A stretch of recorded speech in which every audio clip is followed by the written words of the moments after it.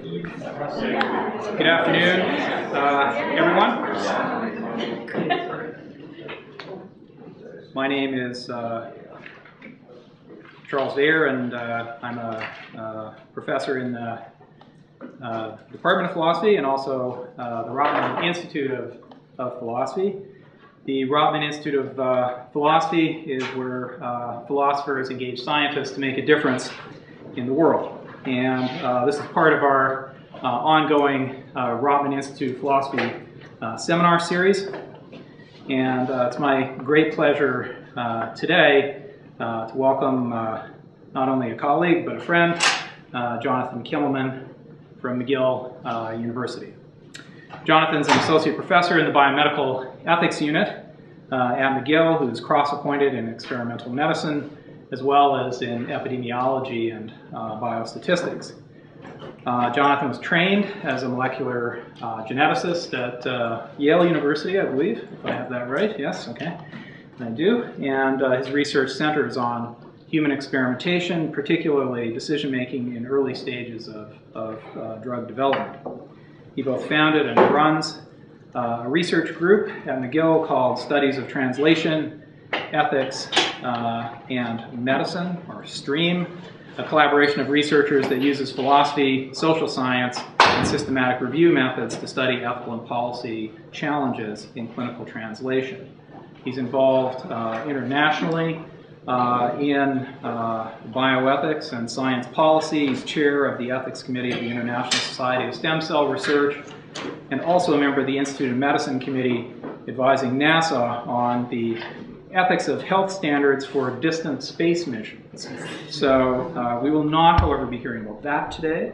We will be hearing about his work on clinical translation. His talk today is entitled Anatomy of Clinical Translation, Ethics, Epistemology, and Policy. Please join me in welcoming Jonathan Kimmelman.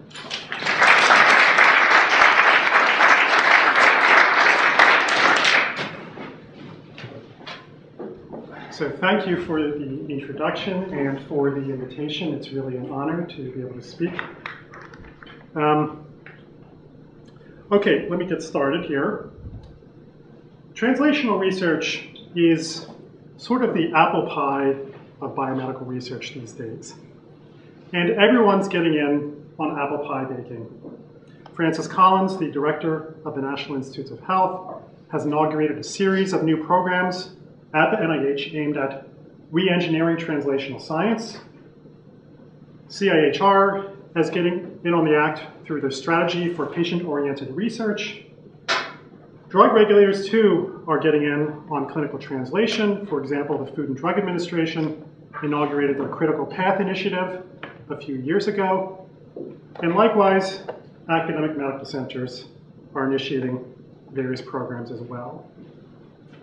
However, the process of developing new drugs is arduous, burdensome, and costly. For every 100 drugs that are introduced into clinical development, only about 11 will emerge at the other end of the pipeline as proven safe and effective drugs. And the cost is somewhere on the order of $2.3 billion per licensed drug. Now, although the numbers are changing somewhat, and this next slide is a little bit old, despite the fact that the volume of investment, both private and public, in biomedical research has increased, the number of new licensed drugs emerging out of regulatory agencies as approved has actually declined.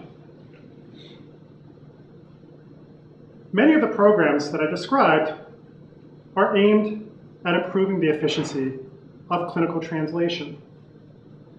But I fear that the model of clinical translation that they use to guide the development of their policies is premised on an unsophisticated understanding of clinical translation. A model that at best misses some important moral dimensions of clinical translation and at worst antagonizes certain moral dimensions. What I'm going to describe in the next 40 minutes or so can be distilled essentially to one key point, which is that when policymakers and to some extent research ethicists speak about clinical translation, they have in mind a process of building hardware, drugs, devices, vaccines, etc., such that when drugs, vaccines, etc. are scrapped in clinical development, that's seen as an expression of inefficiency. What I want to suggest instead is a model of translation where we think of the translation process as primarily about producing information. Specifically, information about how to unlock the clinical utility of new as well as old substances. Under this model of clinical translation, drugs that fail to get successfully translated, that are rejected from approval, nevertheless contribute in critical ways to the knowledge base that guides clinical medicine. My talk's going to divide into 3 different sections. In the first chapter, I'm going to describe the model of clinical translation. In the second chapter, I'm going to illustrate my model by describing the process by which an anti-cancer drug, sunitinib, was developed into a useful cancer drug. And in the third section, I'm going to unfold some moral implications of the model that I've described. Chapter 1. When most people think about the process of clinical translation, particularly in a policy context, if they have a model in mind at all, it's a model that looks something like this. Ideas are hatched in the laboratory, they're embodied into some kind of a product. That product is tested in animal studies or preclinical studies. If those are promising, they're then advanced into clinical development through a sequence of 3 different types of clinical trials. Phase 1, which mainly look at safety, but gather a peek at efficacy. Phase 2 studies, which gather more information about efficacy, and Phase 3 studies, which are decisive tests of the safety and efficacy of a drug. If a drug is vindicated, the drug is then licensed by a regulatory authority, and all the knowledge accrued across that translation trajectory is, in a sense, embodied in the material of the medicine itself. When you think about translation like this, there are 2 major sources of inefficiency.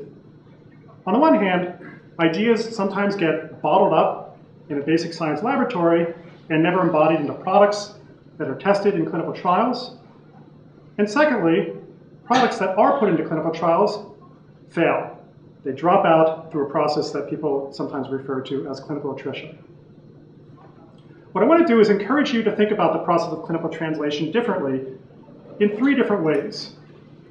The first has to do with the nature of what it is to be a therapy.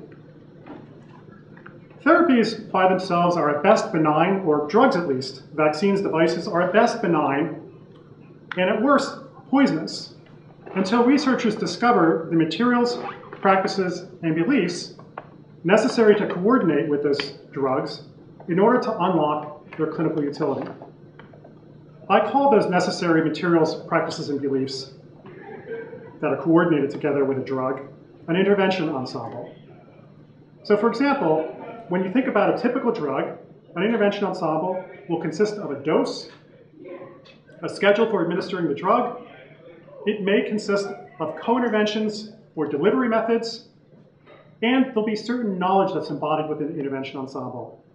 Knowledge of side effects, monitoring, etc. So when a drug is licensed by a regulatory authority, what's reflected on the label is not so much a substance, but rather a compendious list of the necessary materials, practices, and knowledge to unlock the clinical utility of that substance. Now, many of the components within an intervention ensemble can assume numeric values. And as such, we can think of them as dimensions that modulate the clinical utility of an intervention ensemble. Now, many of these dimensions also have optimal values, values beyond which the clinical utility begins to diminish. So for example, with a drug, an optimum would represent a point where at a higher dose, the drug becomes more toxic. At a lower dose, you aren't quite achieving as much therapeutic benefit as you could. So one key task in early phase clinical development is to discover the optimal values on key dimensions within intervention ensembles. In addition, many of the dimensions within an intervention ensemble also have lower bounds and upper bounds. Boundaries beyond which an intervention ensemble ceases to be clinically useful. Take the example of dose. A lower bound would be what we call minimally effective dose. An upper bound would be the maximum tolerated dose. A second complementary task of early phase clinical translation is to identify the lower and upper boundary for key dimensions within intervention ensembles.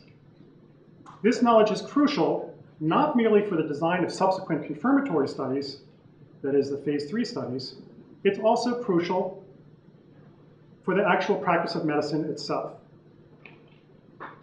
Consider, for example, a drug, a neuroprotective drug, designed to treat patients with stroke. The ideal time, probably the optimal time to deliver a neuroprotective drug for stroke would be right before the stroke occurs, or perhaps right after. But as we know, it's almost impossible to identify patients right before they have a stroke and give them a drug. Inevitably, there's a lag between when an ischemic event occurs and when a patient shows up at a hospital. So if you're going to design a clinical trial that's practical, that has the ability to recruit a sufficient number of patients into that study in order to test the efficacy, it's critical that you understand the upper boundary on time interval between event and delivery of the drug. That information is crucial not merely for designing subsequent clinical trials, it's also crucial for the practice of medicine. If you're a doctor and a stroke patient shows up at the hospital and there's been a lag of 5 hours when the clinical trials used a lag of 4 hours, should you treat the patient or not? Information collected in early phase studies on boundaries helps clinicians to negotiate that ambiguity. Now, I described intervention ensembles as consisting of various dimensions, and so in a way, we can think of early phase development as the process of navigating a multidimensional ensemble space where the task is to identify approximately at least where that optimal value is and where the boundaries are on the multiple dimensions within intervention ensembles. I'm going to come back to this notion of ensemble space later, but for now, the key point I want you to take home is that there are crucial ways in which findings in early phase studies make direct contact with the realm of practice that are not necessarily mediated through phase 2 or phase 3 clinical trials. So that's my first contrast with the standard way that we think about clinical translation. The second contrast has to do with what I'm going to call an epistemic division of labor. Typically, when people think about clinical translation, they think of it as a graduated process that involves a sequence of trials increasingly emphasizing tests of efficacy. What I want to suggest is that we think of clinical translation as marked by a fairly stark discontinuity between two different kinds of activities. Think about what drug developers confront when they begin to test a drug. There's a virtually infinite landscape of potential drugs, and for each individual drug, there's a virtually unbounded landscape of intervention ensembles. So one key task is to take this virtually unbounded landscape and to identify a small number of intervention ensembles that are worth putting forward to clinical development. I call that task exploratory investigations, and the second complementary task is to take those small number of candidates and put them to decisive, crucial tests of their clinical utility in randomized trials that use pre-specified hypotheses and clinical endpoints. Now, this epistemic division of labor has two important consequences for the moral dimensions of clinical translation. One of them is that it imposes predictable limits on the extent to which we can actually eliminate failure in drug development, the extent to which we can eliminate attrition. Park that thought for now. I'm going to come back to that towards the end. The second point is that a lot rides morally on the appropriate coordination between exploratory and confirmatory studies, given how many resources confirmatory studies invest in testing an intervention ensemble. For example, premature initiation of confirmatory studies before optimal values have been nailed down on key dimensions within intervention ensembles risks running studies that are going to be mostly uninformative, because all those studies will have done is eliminate one of a virtually infinite number of intervention ensembles. You want to maximize your prospect of success in confirmatory studies by nailing down key variables in exploration. On the other hand, excessively exhaustive searches of ensemble space can be incredibly burdensome for patients. Only a very small region of the ensemble space is clinically useful. And this means that the process of exploring it is going to require exposing patients, oftentimes many patients, to at best benign and at worst noxious intervention ensembles. The third contrast I want to draw has to do with the concept of bandwidth, or at least borrowing a term from Lee Cronbach. This is the kind of information, the breadth of information that's produced from clinical trials that are conducted in the context of developing a drug. Up to now, I've described a fairly narrow sense in which of bandwidth in the clinical trials in a translation trajectory. Namely, exploratory studies nail down key dimensions on intervention ensembles. This is then used to inform the design of confirmatory studies. Those then decisively test a drug, which can either is vindicated or is found not to be useful. In a way, what I've described so far recapitulates what is essentially a linear model of development that I'm trying to problematize. However, increasingly, medicine and drug development is informed by various kinds of theories. Theories of disease processes, or pathophysiological theories, or theories of drug action, pharmacological theories. Thus, for example, if you're a drug developer and you discover an inhibitor of a particular enzyme, and that enzyme is known to be implicated in various disease processes that lead to several different distinct clinical entities, you might plausibly hypothesize that there are intervention ensembles that are discoverable for each of those different distinct disease entities using that drug. Clinical trials, in the context of a translation trajectory, are not merely testing the intervention ensemble's clinical utility.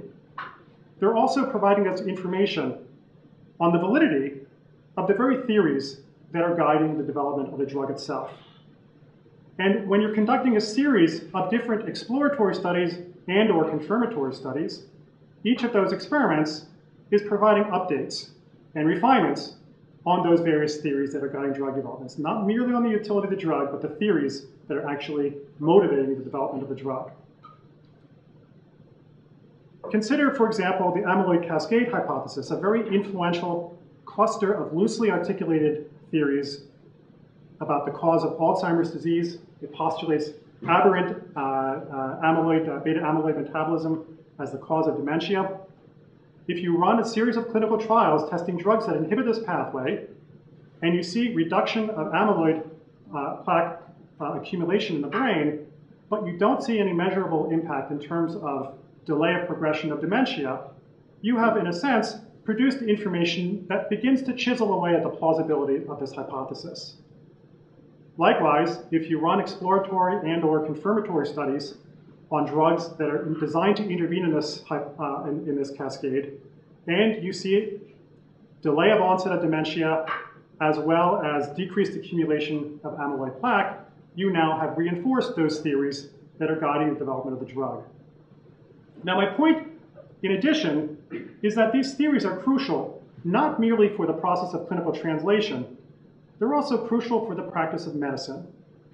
Notoriously, medicine draws on evidence that's largely collected from populations to make inferences about individual patients.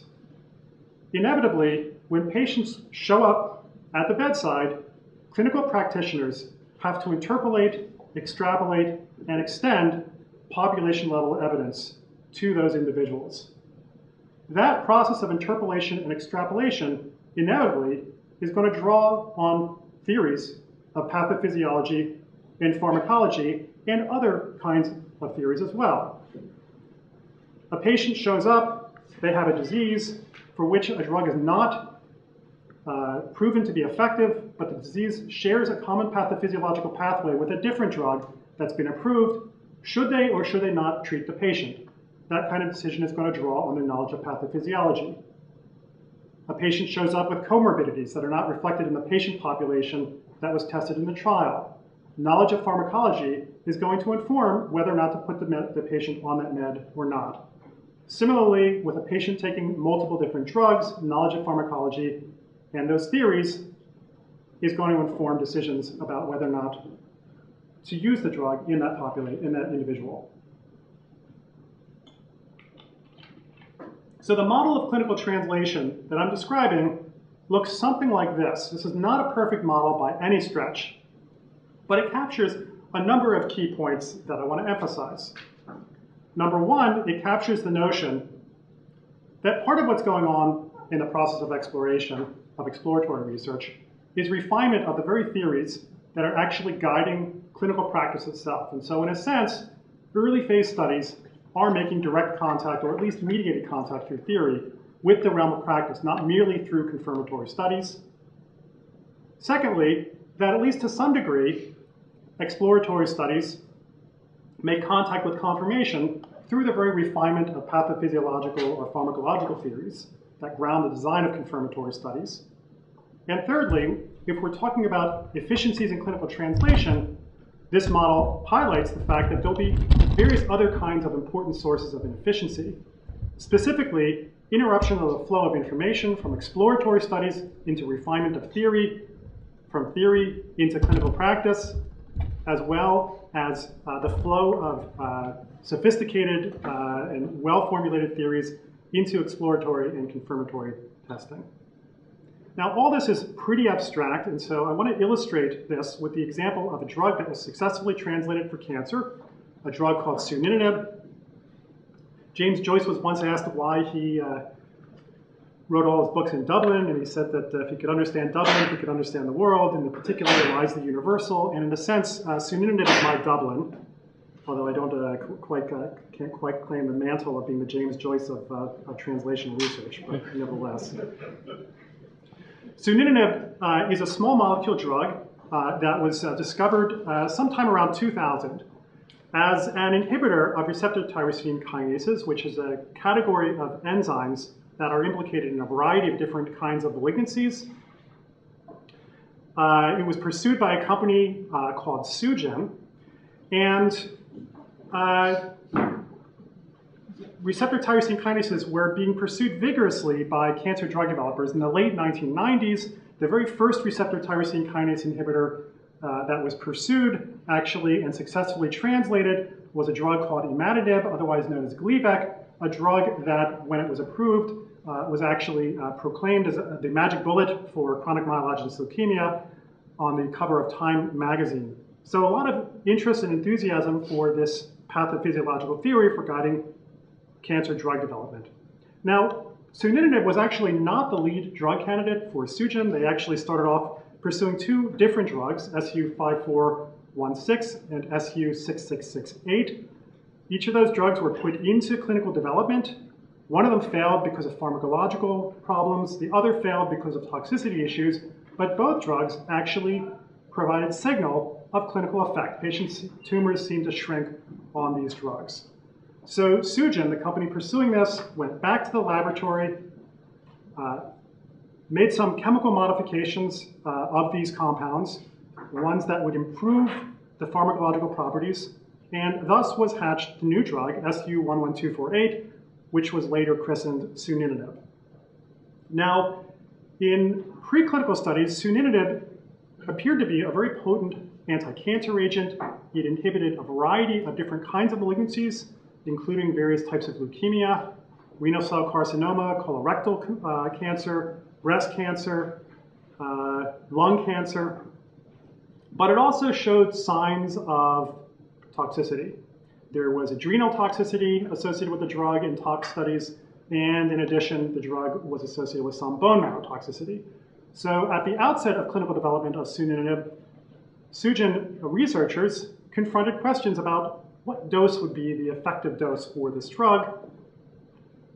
To what extent would patients tolerate prolonged administration of this drug? What schedule should it be administered on? What kinds of contraindications should researchers look out for? What kinds of patients should be excluded from such studies because of interactions? And what kinds of cancer indications would respond to this drug?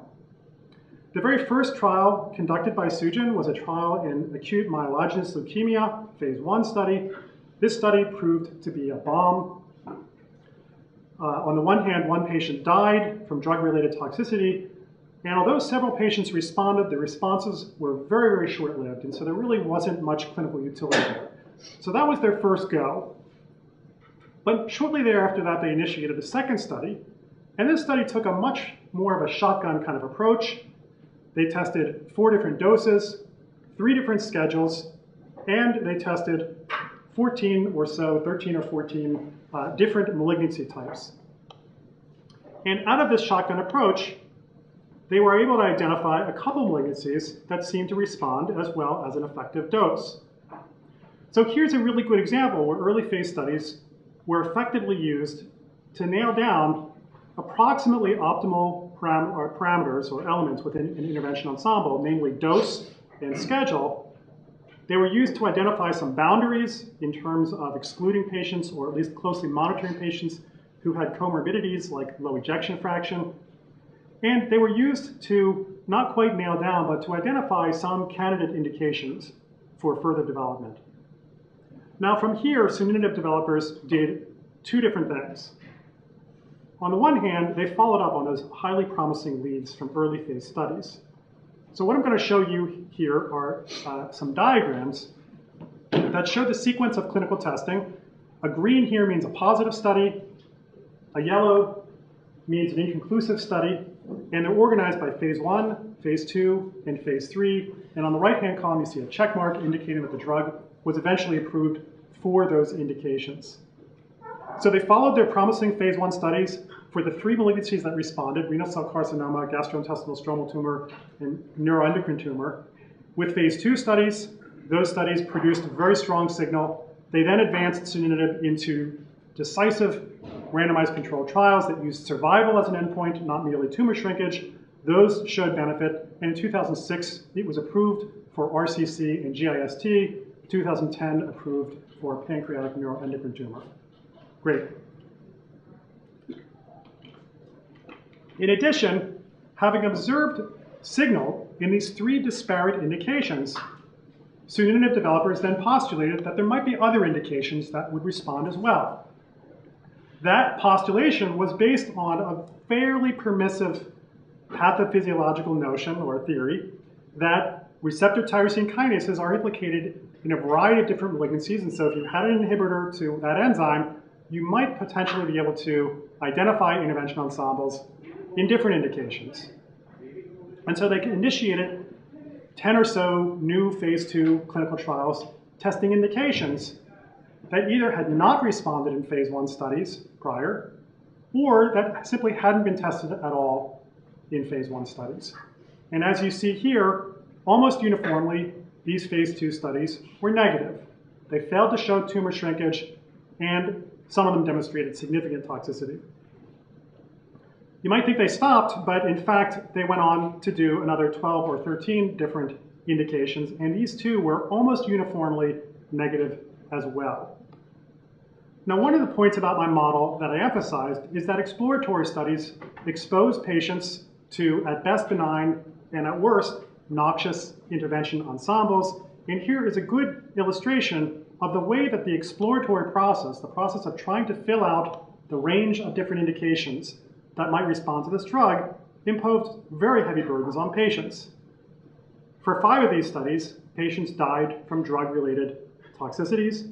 And in fact, if you look at the risk-benefit balance, for all phase 2 studies that were conducted in indications for which there was no prior evidence, direct clinical evidence of activity in phase 1, you see that about 4.6% of patients responded. That number compares more or less the same with what the generic response rate is in phase 1 cancer studies.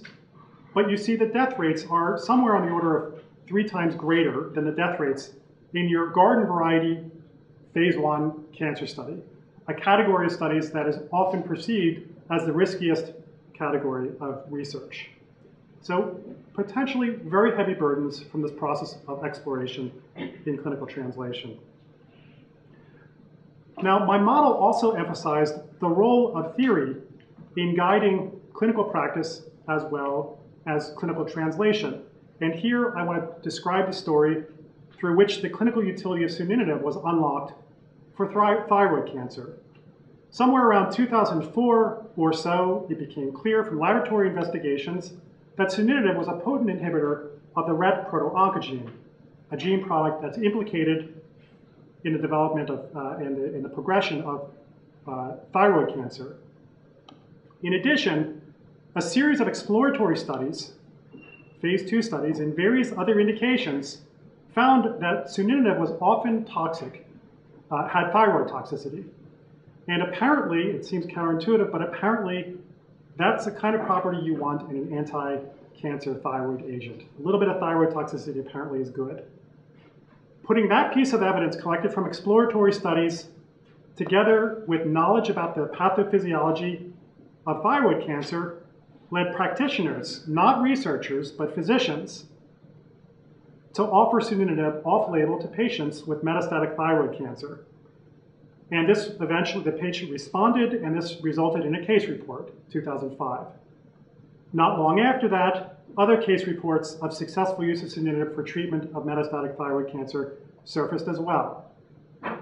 So here's a really good illustration of the way that information about toxicity gathered in exploratory studies, coupled to various theoretical understandings about the pathophysiology of thyroid cancer, led practitioners to try a drug off-label, thereby motivating the initiation of further exploratory and confirmatory research on the use of sunitinib for thyroid cancer. And as I speak, my understanding at least is that sunitinib is still being evaluated for treatment of thyroid cancer, and it is actually mentioned in clinical practice guidelines as a possible treatment to consider for patients who are ineligible for participation in clinical trials. Let me now turn to unfolding some of the implications, the moral implications of the model of translation that I've described. I want to divide this into 4 different segments. First, I want to illustrate how my model might potentially help to illuminate familiar debates within research ethics. So one really common debate within research ethics is the question of whether or not we consider drug administration in early phase studies involving patients to be therapeutic, or whether we ought to think about the risks of drug administration in early phase studies to be morally grounded in the knowledge value of giving patients those drugs. Many commentators, including the American Society of Clinical Oncology, argue vociferously that giving patients drugs, cancer patients, drugs in phase 1 studies is a mode of giving therapy, that there is a therapeutic justification for administering of the drugs. What would my model say about this? Recall I described intervention ensemble space. There's actually a fairly narrow region within the intervention ensemble space, at least for most drugs, that's therapeutically active. The very task of early phase studies is to discover where that region is, and that almost always requires sampling many different regions of the intervention ensemble space, most of which are, again, at best benign and at worst toxic. Under my model, describing drug administration in phase 1 studies as therapeutic misconstrues the very concept of what a therapy is. Drugs only become therapeutic by virtue of the knowledge we have about how to unlock the therapeutic utility of that drug.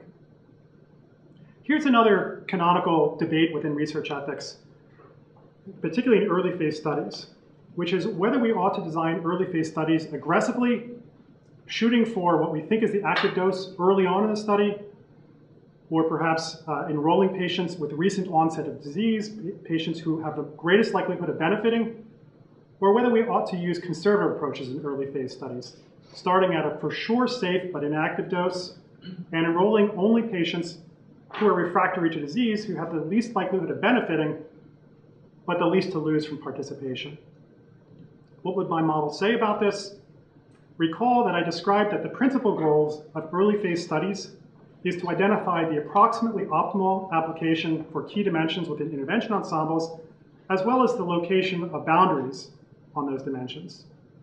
If you use a conservative approach and you start at one vertex, which is the safest place possible, where you're still collecting useful information, and gradually escalate risk, you're virtually guaranteed to eventually cross a boundary if there is in fact an optimum to be discovered in the first place, thereby delivering information, crucial information, about the approximate position of the boundary as well as the optimum.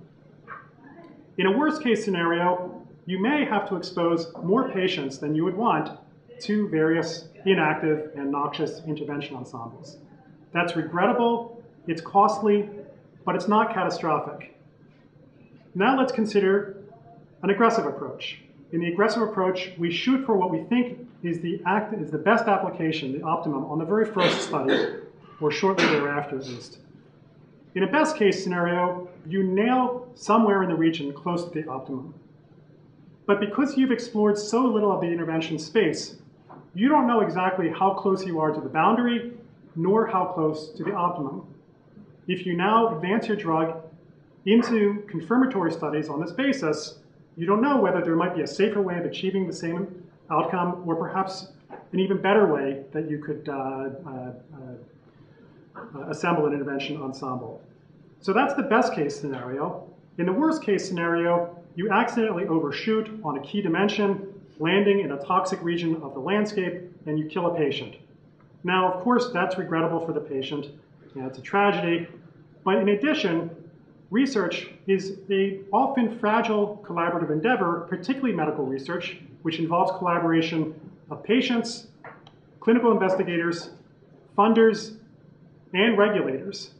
And when unexpected, untoward events occur in clinical trials, oftentimes that can greatly complicate the process of building those collaborative partnerships, thereby potentially frustrating what might otherwise be a very promising line of investigation. Let me now turn to describing what my model would say about the efficiency of clinical translation. Now, many commentators, including Francis Collins, believe that the rates of attrition in development of drugs are far too high than they should be, and that this is a sign of inefficiency.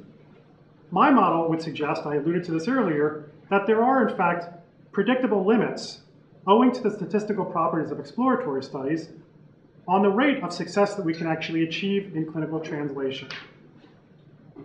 Recall I described there being an epistemic division of labor between exploratory studies and confirmatory studies. If your task is to explore a virtually unbounded landscape, you want to invest as few resources as possible testing the various candidate intervention ensembles. In addition, given the difficulty of developing drugs in realms like cancer and neurological disease, there are only a very small number of candidates that are subsequently going to prove to be clinically useful. So if we think of exploratory studies, the way epidemiologists think about diagnostics, you're up against a base rate problem. Even if you have a highly sensitive and specific diagnostic test, if you're testing a realm that has very, very low base rates, many of your positives are going to later prove to be false positives. Sorry, I put a false negative in there. It should be false positive. In addition to that, because you are investing very small amounts of resources in testing these various intervention ensembles in exploration, you're using small sample sizes, and you're using methods that are relatively frugal. This further complicates the problem of concordance between exploratory and confirmatory studies because you are potentially introducing large rates of random variation as well as bias. But again, this epistemic division of labor is in itself motivated by the goal of efficiency. So there's predictable limits on the extent to which we can actually reduce the rates of negatives and attrition in drug development. But there's another crucial point I want to make about the importance of negative studies in a translation trajectory. Recall I emphasized that a key task in validating a drug is defining precisely, or roughly at least, where the lower boundary on key dimensions within an intervention ensemble reside.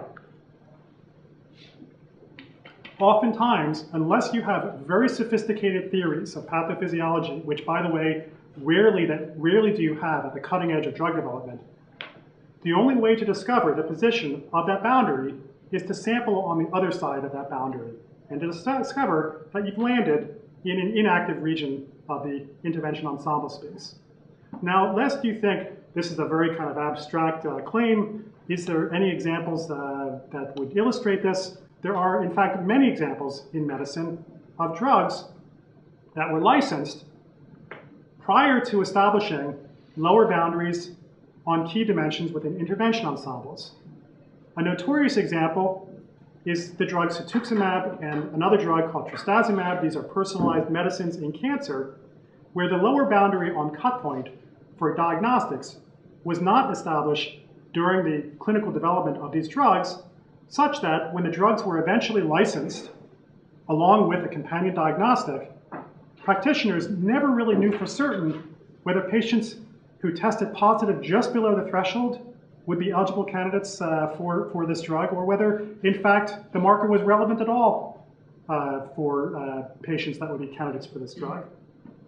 In fact, much of the information about the cut points was only discovered through the process of clinical practice, a realm that collects information far less efficiently, in a far more costly manner, and far riskier than the realm of research. Let me now move on to describing some moral dynamics that my model helps to illustrate. Normally, when we think of technological development, we think of technological innovation, particularly around risky technologies, we think of risk gradually declining with time. Think of airplanes. Today, air travel is among the safest mode of transportation. I'm not even going to get to the analogies with exploration, okay? But at one time, of course, air travel was notoriously very unsafe. What I've described is a dynamic that looks somewhat different. Risk actually may very well increase during the course of trajectory as researchers try to fill out the entire space of active intervention ensembles, trying to find exactly where that boundary is. And once they've exhausted the range once they've established where the boundaries are on, say, something like indication, then risk potentially declines. So that's a theoretical claim. It's a claim that seems to be suggested by the risk-benefit dynamics that we've seen with sunitinib. Now, sunitinib is only one case, but in fact, the second drug that we've looked at for the entire trajectory, from preclinical through to translation, shows a very similar dynamic. This is a drug called romidepsin, which is approved for the treatment of T-cell cutaneous lymphoma. What you see here, again, is that the very first phase 2 clinical trials of this drug proved positive. The drug was licensed for those indications. Researchers then went on to explore other indications. Those findings, at least in this case, were almost uniformly negative, high rates of toxicity, drug-related toxicities as well. So here's an important moral dynamic, important in terms of informed consent, also important in terms of the way we justify risk in evaluating translational trials. Let me now turn to exploring some of the inefficiencies, the moral inefficiencies, in the clinical translation process. Recall that in the development of sunitinib, researchers got positive signal in a couple indications. At that point, it was reasonable to postulate that their drug might have activity in other indications as well. But what about after they saw 5 or 10 different malignancies fail to respond to sunitinib? At that point, was it reasonable to continue to believe that there might still be other indications out there to discover for sunitinib? At a certain point, the influence of one positive finding in an indication should begin to be eclipsed by the influence of a series of negative studies in different indications in motivating the initiation of a new clinical trial. And so to look at this in a very approximate way, I acknowledge the various methodological assumptions in this approach. We wanted to explore the citation relationships among all the clinical trials in the entire trajectory of developing sunitinib. So what I'm going to show you is what Charles's former postdoc Spencer Hay calls an arrow diagram. This was actually developed by Spencer with Charles and another collaborator. And what you see here from left to right is the year in which the trial was initiated. Green is a positive study, red is a negative study, yellow is an inconclusive study. And these are organized vertically by the order in which phase 2 studies were initiated for different malignancies. So what I'm going to show you next is the relationship among these various studies in terms of the citations contained within the introduction, which is the section of a scientific report that explains the scientific rationale for having conducted a study. So this is what we see. It looks like a bowl of spaghetti. But if we look at it really carefully, we see that two studies in particular play a disproportionate influence in motivating the initiation of those studies. Two positive randomized controlled trials, one in GIST, one in RCC. In fact, of the 30 or so phase 2 clinical trials in indications other than the 3 that showed signal early on, 16 of them cite those positive phase 3 studies, and 9 of them don't cite any prior trial evidence at all. Now let's look at this a little bit more carefully, and we see some other intriguing and worrisome dynamics. The first is that we see in no cases indications citing prior negative results in other indications. Even more disturbing is the fact that in several cases, we have the very same indication being sampled a second time and not citing, in the introduction at least, the prior evidence in that very same indication. This to me suggests a very worrisome and problematic asymmetry between the influence of positive findings and the influence of negative findings. Now don't get, I think that I can understand there's enough philosophers in the room here to say, wow, there's all sorts of good reasons for that. But here we have a methodology that's pretty well nailed down in terms of detecting activity. So we can't merely attribute this to mere measurement error. Okay, let me try to wrap this up. Human protections overwhelmingly takes a protocol-centered view of the universe. That judgments about risk-benefit are almost always made at the level of individual protocols. What I've described is a picture where much of the risk-benefit dynamics, the problems, emerge not so much at the individual protocol level, although some of them do. They emerge at the level of the portfolio.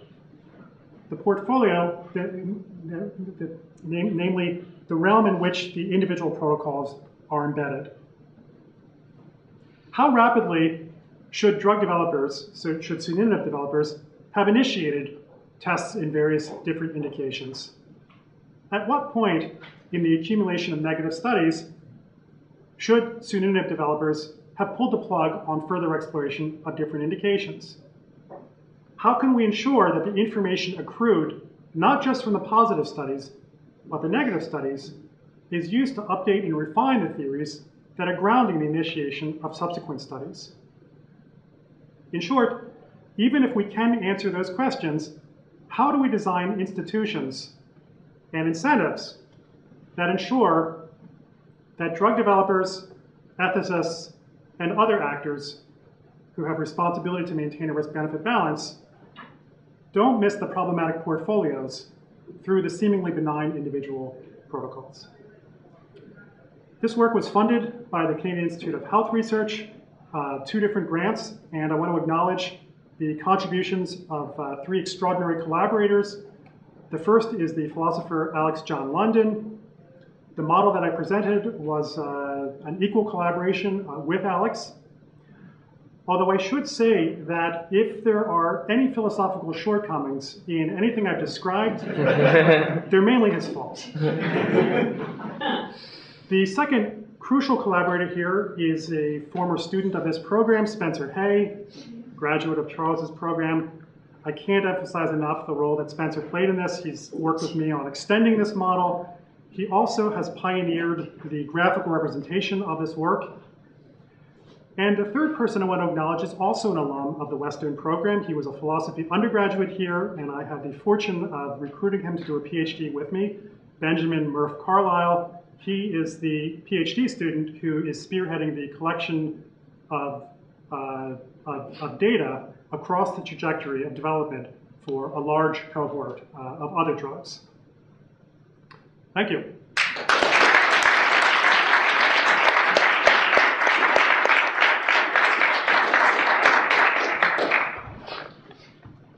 20 minutes for questions.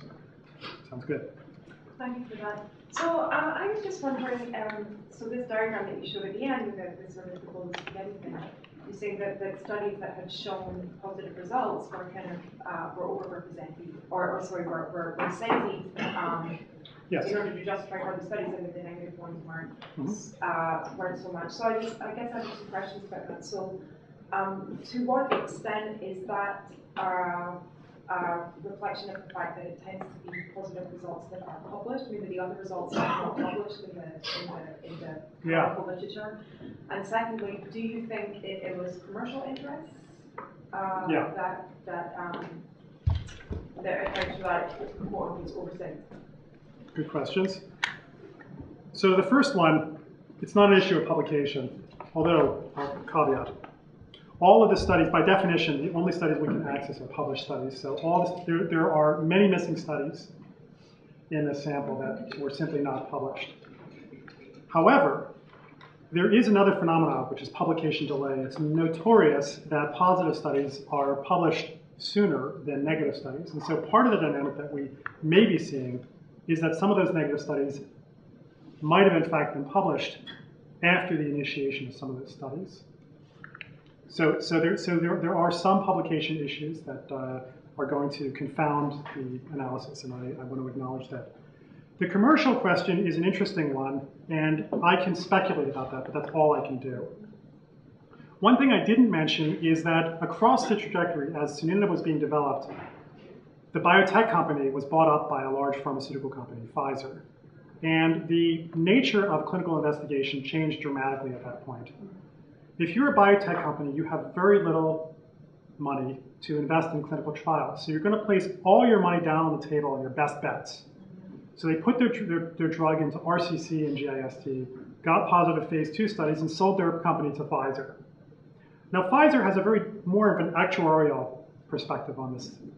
Their idea is that, look, it's probably not going to have activity in lung cancer or colorectal, breast, but if it has activity in any one of those highly prevalent cancers, that'll easily underwrite the costs of testing this drug. And so I actually think that there is a different financial calculus that is probably reflected in that pattern of positive and negatives. However, a surprising number of those studies were actually publicly funded. Disturbingly, some of them were funded by CIHR and NCIC.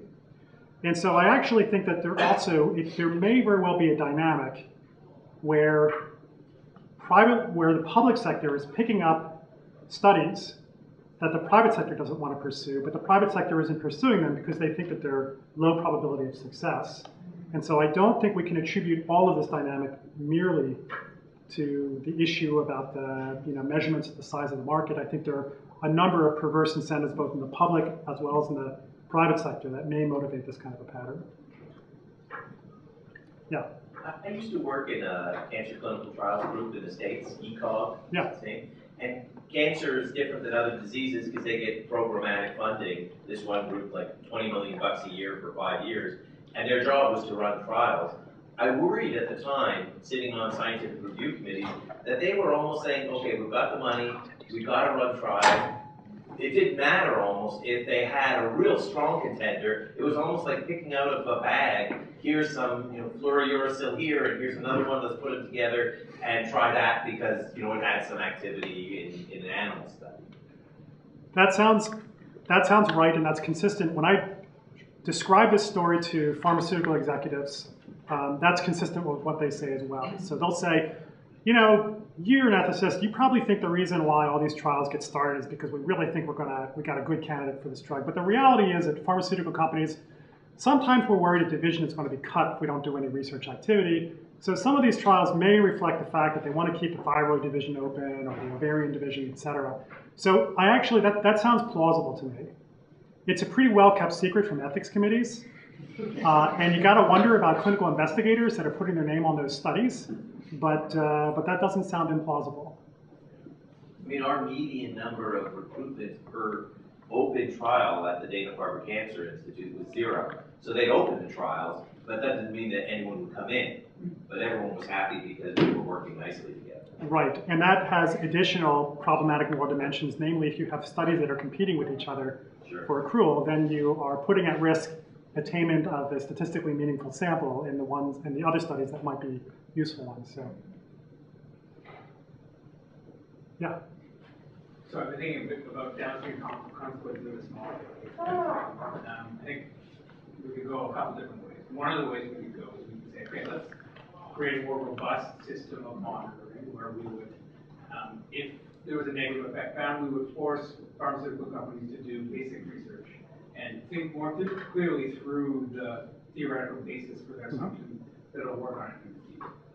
We could also create more robust systems for capturing those off-label usages. We could create systems where people could report in sophisticated and continuously monitored ways. How do you think about those two? Right. So yes would be my simple answer.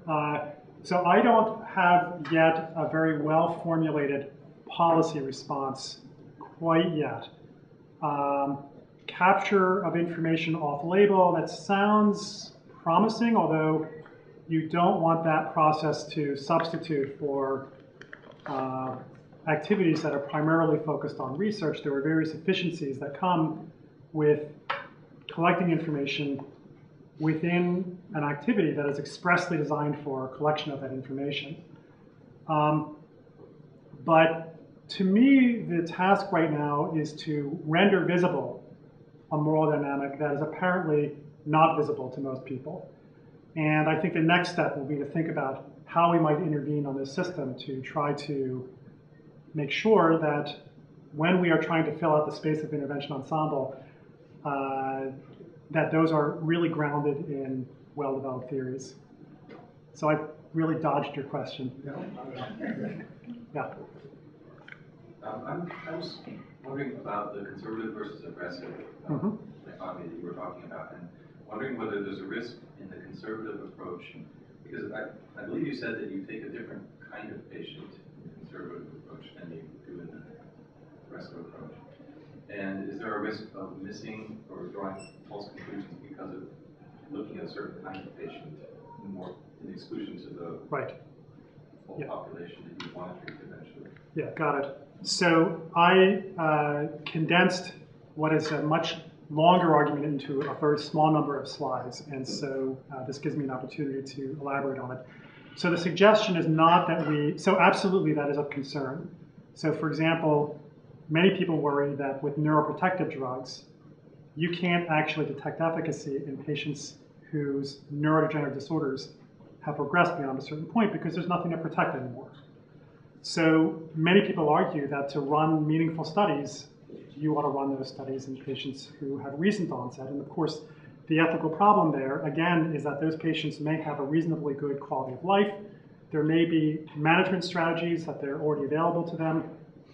So the point that I'm making is not that we exclude those patients from trials. The point is that we want to minimize risk across the entire portfolio. And what that means is that we collect as much information as possible in the lowest risk population, would be namely the advanced population, before we then advance a drug into populations that have less advanced disease. So for example, something like dose, you could probably determine the appropriate dose to use in patients using advanced patients. Certainly you could establish the boundaries on toxicity. And once you've established that, then you might want to go into a patient population that has less advanced disease and gradually escalate risk or advance into patients who are even less progressed. Yeah. It's kind of a naive question, maybe it doesn't even make sense, but can we think, or do you know of any case where you might have more than one peak in those landscapes that you're... Yes, absolutely. So it's not a live question at all. There absolutely are scenarios I can imagine that are going to have more than one peak. Combination drug therapies. You could imagine there'd be cases where you have more than one peak.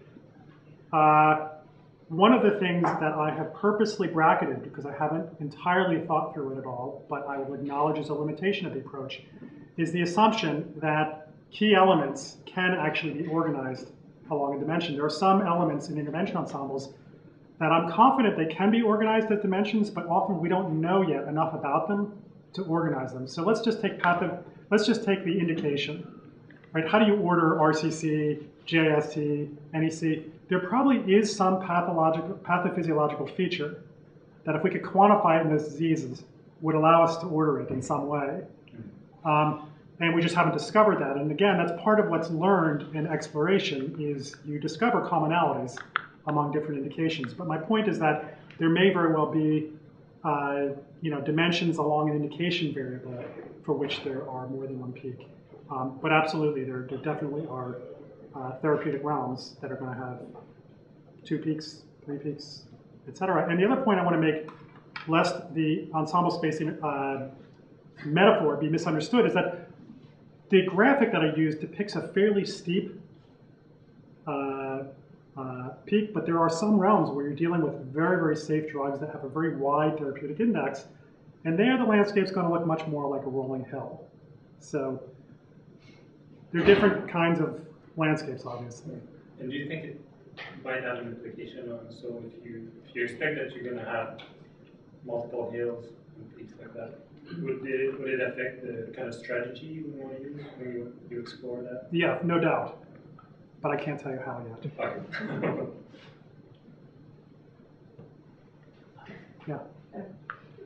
I was at a event where I was talking to somebody who was working on drugs for elderly and looking at keeping track of all the different drugs that are there and the interactions among the drugs. Polypharmacy.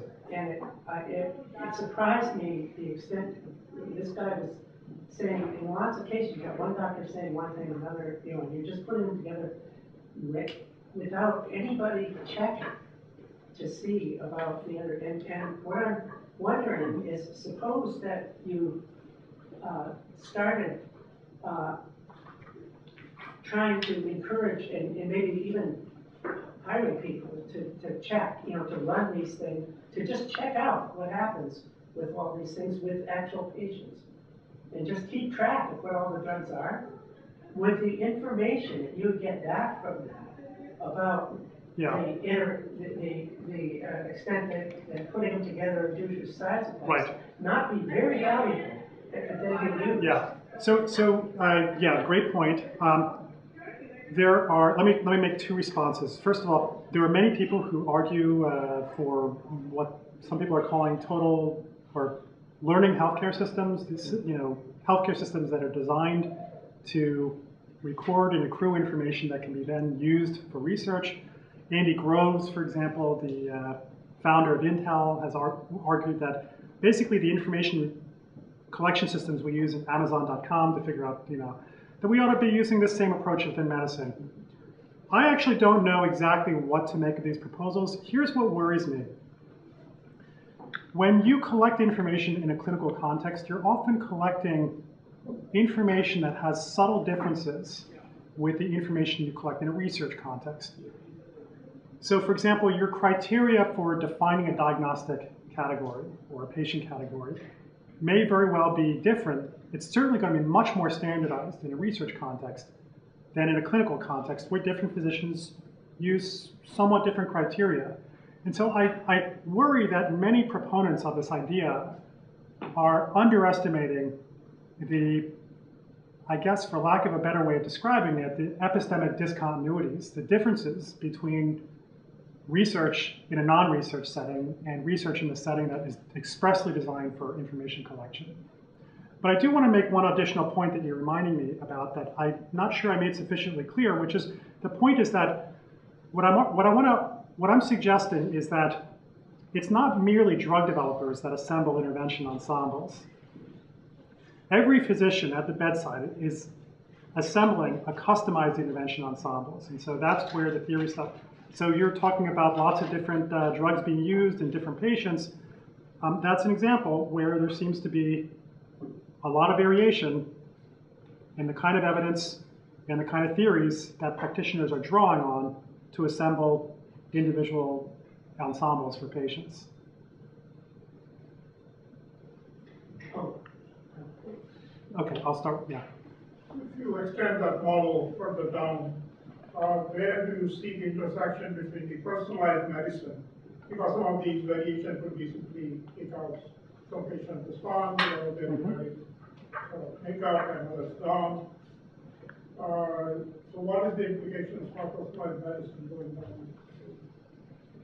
Well, that is complicated to answer, but let me give a couple different responses. I'll sample the various space of responses and tell me if this helps to clarify. So I actually worry a lot about personalized medicine, the way it's being pursued, precisely because of the inefficiencies I've described.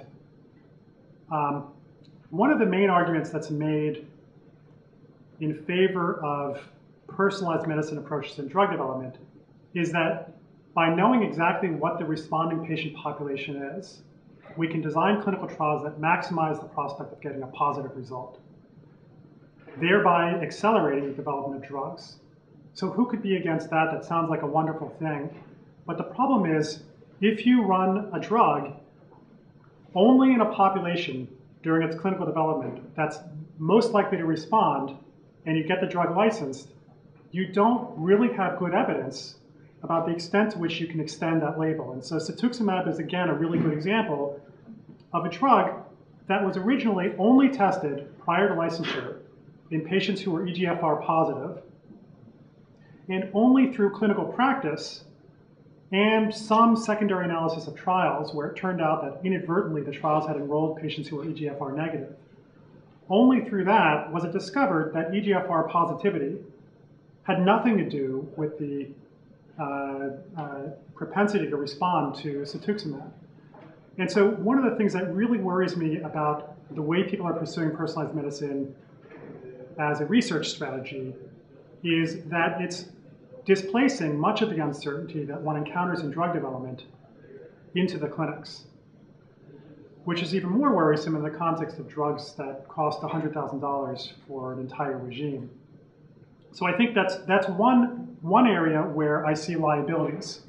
On the other hand, I also see potential opportunities.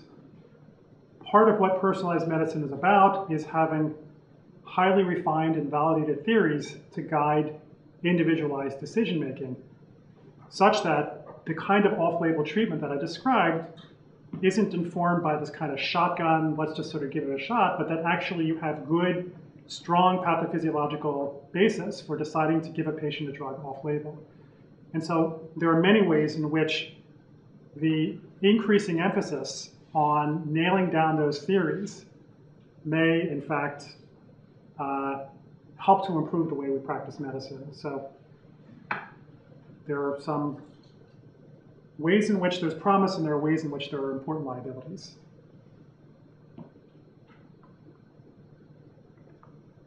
Yeah. So I was wondering in the sunitinib case, how much was known about the mechanism of action? One way you could understand the higher weighting on the result, the positive results is there's multiple theories about how it works, and so the positive results support all of those, and then people have different ideas about which cancers it's going to be relevant for because of how those cancers work. So great question, and here is a really good example of the ways that exploratory activities, and to some extent confirmatory, but mainly exploratory, are actually updating and informing the very theoretical basis that's motivating the development of the drug itself. You can actually, I mean, I haven't done this in a rigorous way, but you can actually track the evolution of theories about what exactly sunitinib does from the beginning to the end. So initially I mentioned, for example, that Sugen was pursuing this drug for AML. That was because there was one enzyme that sunitinib was believed to be a particularly potent inhibitor of. And subsequently, it turned out that that enzyme really isn't all that relevant, or at least downregulating it doesn't have any measurable impact on the diseases. It's turned out over the course of testing that sunitinib, at least as I understand it, is much more important in terms of not so much inhibiting the receptor tyrosine kinases that drive malignancies within tumors. They're much more important in terms of inhibiting angiogenesis, which also in itself is driven by receptor tyrosine kinases. And so it's turned out to be an anti-angiogenic drug in a sense instead of an anti-tyrosine kinase inhibitor drug. in the way people think about it. So if you look at the rationale for some of the testing, although it's really actually quite rare for people to fully articulate why they're testing an indication, what you do see is the beginning, somewhere around 2007 or so, people started to say, this drug is useful for highly vascularized tumors. RCC is a very vascularized tumor. Therefore, we ought to try out this drug in other tumors that have this property. So the short answer to your question is that the theory sort of evolved over the course of seeing how different indications responded. And it turns out that the pharmacological profile of sunitinib is a very different one now than what researchers believed it was when they went into clinical development.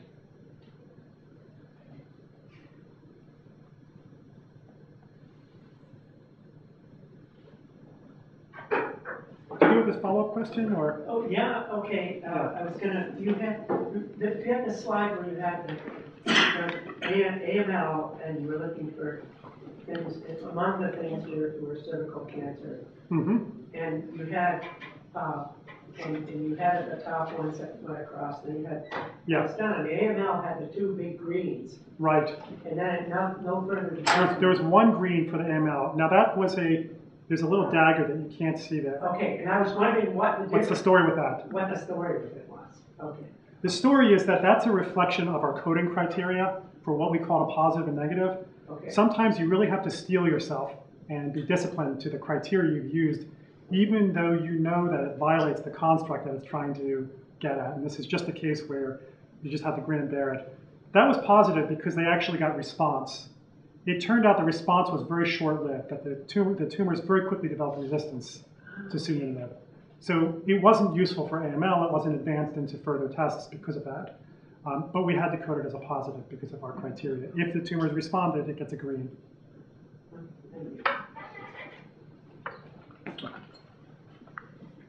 Well,